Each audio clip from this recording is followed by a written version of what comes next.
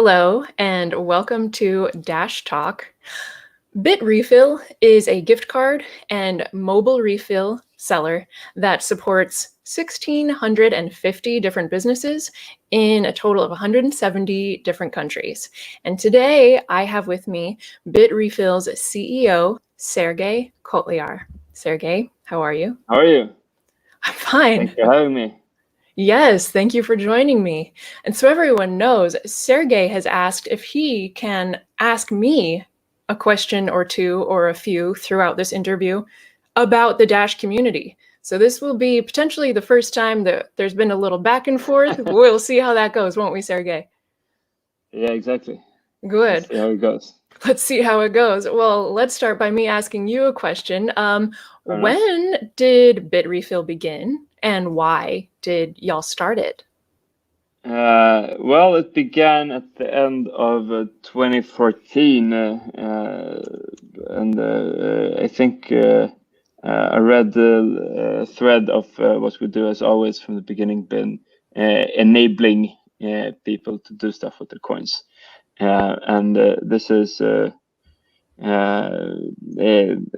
nature of what exactly and how has evolved quite a bit over time, but I think it's always been like a priority for us to figure out like what can we enable people to do with this strange internet money thing that we have. Well, 1,650 different things seems is what you've enabled thus far. It's actually more than that. I think it's an old figure you have somewhere. Old figure I have. Old figure that your homepage has, Sergej. Maybe, yeah. So did you start? That's fair. Did you start accepting Bitcoin only, which I think you did? And if not, or rather, if so, like when did you decide to add other cryptocurrencies, and why did you decide to add other ones eventually? Well, for the longest time, it was Bitcoin only. There was this time period at the end of 2017 when everything was taking off, and there was the different scalability issues on Bitcoin, and we were looking at all options and have implemented a lot of solutions. And as part of that, we first added Litecoin, and later we added Dash and Dogecoin, and which are the sort of the Bitcoin-like currencies. And I have been so curious before. You may have even seen me hounding you on Twitter in the past. But are you willing and able to give us a sort of approximation of like which coins make up approximately what % of your sales? Yeah, sure. I actually dug it up. So we don't necessarily track always by coins, but rather by payment method, which in our case can be a little bit tricky. Like, so we have around 65% of our volume is straight up regular Bitcoin transactions, and then there's another 15% that is people that have Bitcoin with us on an account and pay from that. I see. So that lands to 80%, and then on top of that, there's another just under 5% on Lightning. So total is around 85% Bitcoin, and then we have 7% Ethereum, and 1.5% Dash, and then we have a little bit the other stuff, people that pay with Coinbase accounts, Litecoin, Dogecoin, and our own gift cards and Interesting stuff like that, that are all at around 1%. Interesting. And now, switching gears a little, I know that you've been very vocal about the importance, or what you view the importance of people actually using, or in this case, spending their cryptocurrencies. And so why do you think that it's so important for people to, as opposed to just trade in and out of fiat, to actually spend on goods and services? Well, I mean, that's an excellent question. I think it's probably the most important question in the space right now. Trading in and out of fiat means using centralized regulated exchange, which means that which is fine for those who live in countries where those exist and where they will accept your form of identification and so on. Then that's a fine choice. But it's also building up a pretty significant systemic dependency on this infrastructure, and it kind of doesn't really make sense that crypto people go around saying that we're going to be replacing the banks and replacing the central banks, and at the same time also being, but also, can you please give us a bank account? We promise to follow all of your rules. Right? It's inconsistent, and so if crypto as a space is to have any benefits whatsoever outside of what is already available in the fiat banking system, then there needs to be a circular economy in which coins circle around within the digital realm. I mean, a simple analogy that I sometimes pull is like you can do email by typing it on a typewriter, scanning it, attaching a picture, printing it on the other side, and it's technically email, but you lose a lot of the benefits. Right? Oh, that's not how you send your email? I've been doing it wrong. Okay. Maybe, and then you can go the next step, and it's like it's using electronic mail technology and stuff like that. But I think there's a lot of that going on, which is fair, but the end goal that I think all people in crypto, regardless of the different flavors of crypto vision that proliferate, regardless of which flavor you have, all of the flavors depend on there being an economy in crypto. So yeah, that's, I guess, the long answer. If you've seen the old Morpheus meme, when the red pill and the blue pill, that one? No, the one where Neo says, "So you're telling me that one day I can sell my bitcoins for millions of dollars?" And Morpheus goes like, "No, what I'm telling you is that when it's ready, you won't have to." Exactly. Right? I have seen that is what we're working towards. Got it. Summarized in a meme. Perfect. Now, what is next on the future roadmap for BitRefill? Well, I mean, we're always for one thing, we're always working on adding new products and countries and so on. So expecting more gift cards and services should be expected. We're getting ready to launch features for our heavier customers to be able to get some a better deal, rewards. Oh, exactly. Okay. Yes.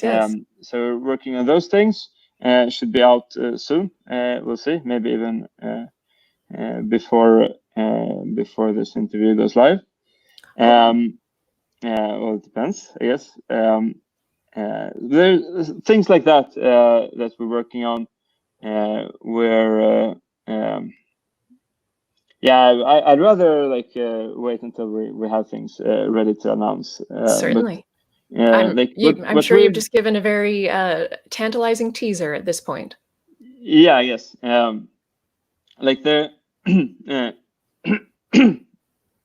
The red thread of everything that we do is to enable people to live on crypto, and I think that you should expect us to do more things that make sense for people who do live on crypto and that make their crypto living life better. Well, I will be watching for that, Mr. Cryptic. Well, so that wraps up my questions for you. So I now turn it to you. Did you have any questions, as you had mentioned, for me about the Dash community? Yeah, well, I mean, I'm curious. Ahead of this call, I looked into like the daily the metric that I check for all cryptos is the daily transactions per day. And it seems like Dash is doing quite well in that regard. It's closing in on just under 100K transactions per day, and so I'm curious from your perspective as a not sure what your formal title is, but community person. Like, what are you seeing? Where are you seeing it take off? What are these 100,000 transactions? Sure. Well, that actually is my formal title, community person. So that's great that you just guessed it. From what I can tell, the bulk of those transactions, or rather the reason for the growth, obviously I could never know what the bulk of them actually represent. Although the analytics company Into the Block recently started tracking more indicators on the Dash network because they wanted to be able to parse out, what was like Dash mixing sessions, obviously for the privacy feature, versus people paying fees to make proposals to the treasury system, yada, yada. And anyway, once they divided out the different types, they arrived at 70% of the transactions being either commercial or trading, or I guess they phrased it payments or trading.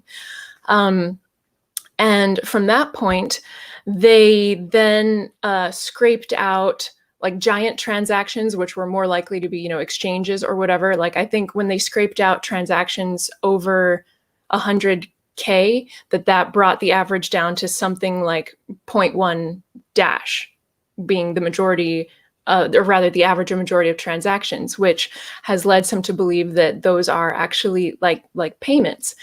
And so if that is the sector that is growing, my guess would be that that's due, at least in part, to more services and exchanges starting to add Bitcoin staking Dash staking these days. The reason I said Bitcoin is because among them are Bitcoin Swiss. I understand that Kraken is soon to add it. Smart Valor, CrowdNode, I believe Whitebit has also recently added Dash staking. And so my estimation is that now that there are likely more people now earning Dash on their savings. And as you have said in public, Sergej, the people who are most apt to spend their crypto aren't the people who just bought some on an exchange, as you said. They're the people who earn it. It makes the most economic sense for them. And so that would be my guess as to why we're seeing so they earn it by staking it on an exchange. Yes. And that would be like the growth area that I would see. Obviously, for 4 or 5 years now, we have had a steady number of people earning Dash as payment via treasury payouts, right? So like all of the employees of Dash Core Group, the employees of the newsroom that I work for as a community person, and the employees of something like 8 to 12 different organizations, some of which are based in Venezuela, as well as Germany, Nigeria. They all earn Dash treasury payouts, which come, they're basically like Coinbase transactions once a month. And so those people, whether they've been employed by the treasury for a month or 5 years, they're wanting to spend economically as well. And of course, that leaves out the players we're used to, which is miners, and in the case of Dash, of course, master nodes as well. Which countries are you seeing? So do you have info on that? I don't have numbers, but I certainly have a good idea of where, as you say, the circular economy is most likely to be found. And I think that pretty much everyone would say that the number one spot for that is likely Venezuela at this time. And that first started getting kicked off by a woman named Eugenia Alcala, like 3.5 years ago. She, as a Venezuelan resident, was basically like afraid for the financial stability of her own family. And she said, okay, I have to find a way to earn like a more stable currency from a more stable economy while I stay here in Venezuela. So she said that she went online and just started looking for like remote work, like what kind of remote work can a Venezuelan person hope to get? And while she was looking for like remote ways to get paid, she just stumbled onto cryptocurrency. And in researching cryptocurrency, she said she stumbled on a video series I used to make called The Daily Decrypt. And then when I closed The Daily Decrypt and began making Dash specific videos, she just decided to check it out.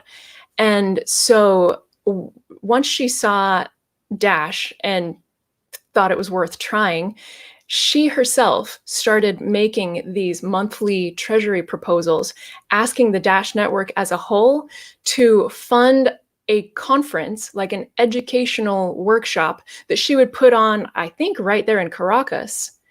And she did that for over the course of, I think, almost a year. And each month, she would post pictures or video of the number of people who were turning up to this conference to learn, like, what is cryptocurrency? How do I get Dash? And each month, like, her numbers were growing. And that action that she took ended up spawning over the next 2 to 3 years, 5, 6, 7 different groups in and around Caracas and some like in Merida to basically do the same. And those kinds of efforts may have died out a little bit if it weren't for the fact that so many of these people living in Venezuela have now had family leave the country. And as people who flee an area are wont to do, because they have better jobs elsewhere, they're wanting to send money back to their family. And so what kind of kept the chain going after that was people sending Dash remittances back to their family in Venezuela. And that happened at a time when some of those teams on the ground started signing up merchants. And so like, oh, like this Papa John's in Caracas will accept, Dash for payment. And at first it was kind of like these places that people in really dire straits wouldn't necessarily go to, like restaurants and like tire repair places. But then later on, through the effort of, I believe, the Dash Core Group business development team, they hired a guy to do business development who was from Venezuela originally. And later on through their efforts, they started signing up like pharmacies. And so then it became more of like, okay, Dash can be used to buy like some pizza and change your tires in these various places, which is cool. But then it was like, oh, okay, also to buy medicine. And so that kind of started creating like this virtuous loop. And like you mentioned earlier, it's difficult to know what exactly is going on in a place that is, as Ryan Taylor puts it, changing so rapidly. I don't think any of us who haven't actually gone there will ever really know exactly what's going on, but it seems to be the highest growth area for Dash in the world. And while we can't say, do you have any figures of like, okay, so we have 100,000-ish Dash payments every day. How many of them are like peer-to-peer in Venezuela and stuff like that? So I wish I would have known that you were going to ask me that question. I would have sought a figure for you. Since I don't, I'm going to seek that figure out for you and then email it to you afterward. And then if it's of any value to you whatsoever, I think maybe the second spot after Venezuela is not actually a country, but is rather a state. And that would be New Hampshire. Okay. A number of years ago, I read, and I think it was widely agreed, that the New Hampshire hosted the most Bitcoin nodes, like out of concentrations anywhere in the world. Obviously, this would have been a long time ago when hobbyists were running Bitcoin nodes. So this was probably something like 2012, something like that. And the reason for that like hot spottedness in New Hampshire in particular was because thousands of residents of New Hampshire had moved there to be a part of this particular like political experiment called the Free State Project. And for their own various reasons, participants in the Free State Project were particularly attracted to cryptocurrency. Hence, they're running so many Bitcoin nodes early on. Fast forward some 5-6 years later, once, as you mentioned earlier in the episode, Sergej, once the Bitcoin scalability issues started to happen, some of the participants in the Free State Project started to like look around for, alternatives, and a fair number of them decided that they liked Dash for payments. And so what we see now is in the cities of like Manchester and Keene and out in Portsmouth on the coast, you'll find a much higher concentration than in an average US city of merchants who do accept cryptocurrencies. And it's not just Dash. I think they often accept several cryptocurrencies the same way BitRefill does. And so, yeah, and given that they're within that community, there's also a lot of like they get thrills out of doing business in cryptocurrency, and so they'll reach out to each other in particular, like instead of like calling an Uber necessarily or going out to a restaurant necessarily, if they have a friend in the community, I know I've participated in both of these things when I lived in New Hampshire. There will be a friend within the community who gives rides for crypto, and they'll just like call him. Or there'll be another friend in the community who will like whip up dinner for you for crypto, and they'll just call her. And so the sort of political alliance there based on the project has, I think, helped to create more of, as you call it, like the closed loop economy within cryptocurrency. Right. Yeah. Interesting. Yeah. Well, need to see if we see any Dash transactions from New Hampshire. Yeah. Okay. Well, I'll send you both of those statistics then, Sergej. That's good. Okay, great. Well, that's all I have for you today. Thanks so much for your time today, Sergej. Thank you, sir. Great. And we'll see you next time.